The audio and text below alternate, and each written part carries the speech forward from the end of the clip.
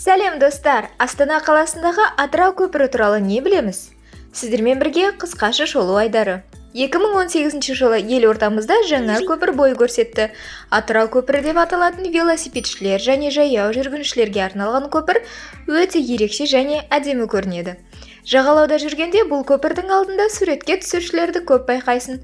Бұл Атырау қаласының Астананың 20 жылдығына арнап 181 күнде салып берген керемет сыйлығы. Көпірдің ұзындығы 313 метр, ені 10 метр. Ол орталық саябақ пен оң жақ жағалауды қосып жатыр.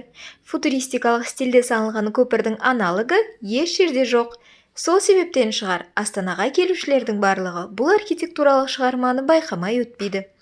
Енді ең қызықтысы, сонда бұл көпірдің формасы неге ұқсайды деген сұрақтар туындауы мүмкін.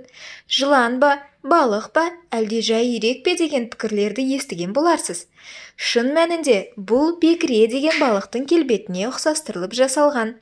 Өйткені бекіре Атырау қаласының нышаны болғандықтан архитектор осыған ұқсастырып салғанды жөн көрген. Қырынан қарағанда судан секіріп шыққан балық сияқты, ал көптеген жапырақшалар балық қабыршақтары тәріздес көрінеді. Ақпарат қызықты болған болса, лайк басып қойыңыз, ал жаңа шығармаларды бірінші болып көру үшін подписаться батырмасын басып қойды ұмытпаңыз. Назарларыңызға рахмет.